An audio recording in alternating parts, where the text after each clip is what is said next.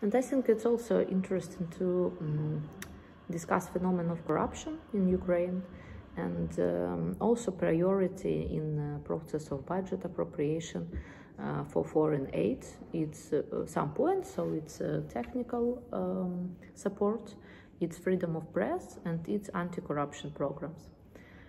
I think that it's also a problem that, for example, European side and American side has less information and not so big number of analytics on English for these partners. And mostly I'm a little skeptical about many anti-corruption movements in Ukraine, because many anti-corruption movements they like all take grants and only earn money for these grants for anti-corruption fight.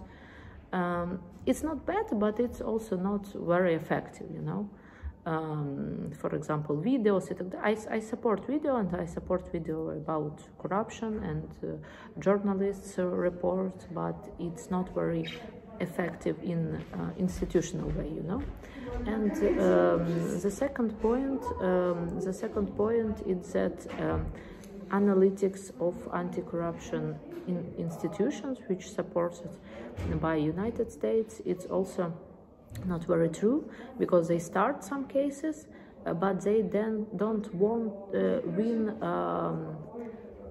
these cases in courts. Of course, we can say that all courts corrupted, and so on and so forth. But I think that it's a problem that we must start from the offices of attorney, but not with situations which connected with new institutions.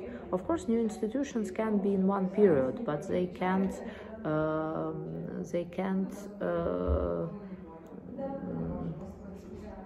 work without general attorney, without inner secret services, without like homeland security and other. Because as you understand, also corruption, unfortunately, as practice, it's born from not professional people in power. When we haven't or have very small number of real political forces, they collect people without experience and without money, and these people without experience all take laws from oligarchs. So the oligarchs wrote these laws and give these laws to parliament, and parliament vote for these laws, or if they haven't any experienced team and so on and so forth, they take money also in different departments and government structures.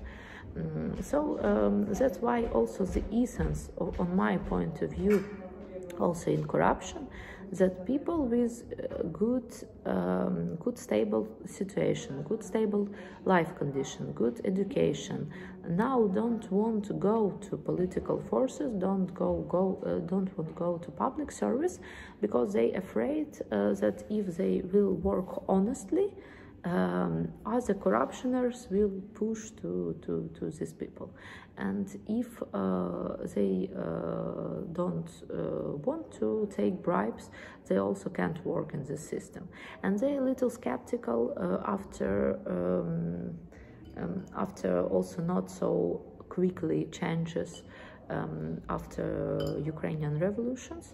They're not sure that political forces or political institutions, NGOs, think tanks, also university degrees in new, for example, in political management, in lobbying, and other new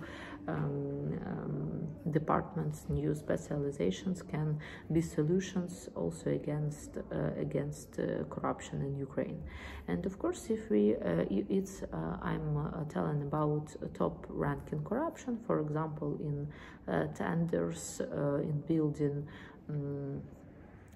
roads, about tenders in medicine, it's totally corrupted. And if we go to like lower level, for example, in hospitals by doctors, We must understand that doctor in Ukraine also have salary $200, and of course doctor can live in Ukraine for $200, and that's why it's I think not a problem in the mind or that doctor wanted to take bribes. It's a problem of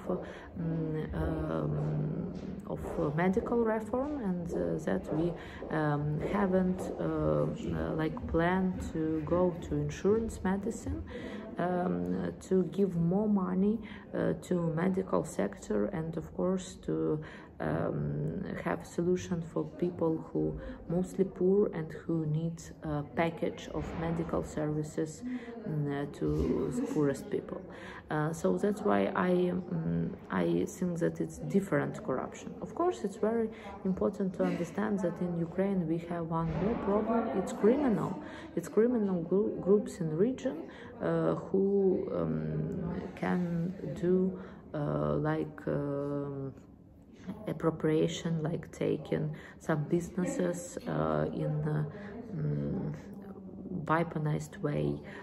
They can coordinate like weaponized attack with law attack. It's like raiders, so it's attack to business. And of course they can do this pressure to people who are in government and who wanted to fight with these criminal groups, for example, in different sphere of life, and not in legal sphere. For example, people from criminal group in Ukraine, they used to work in trash business.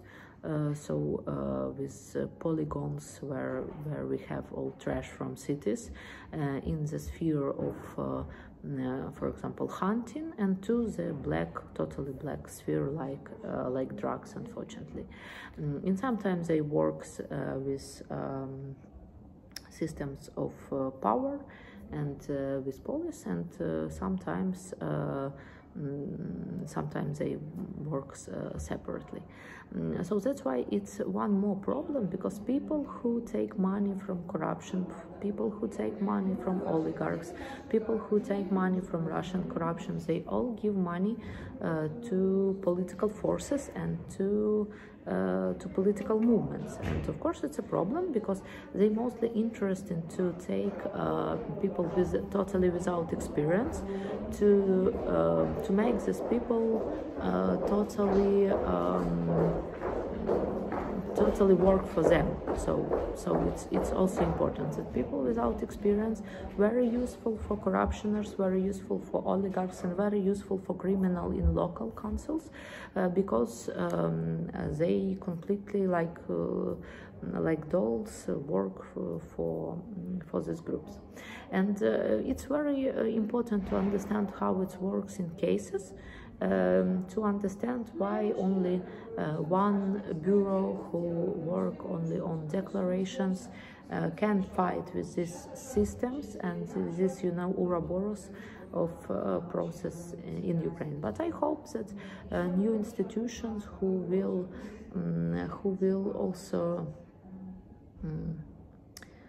also collect people with new mind and people who have inner motivation, can fight with this issue, of course. Thank you for attention.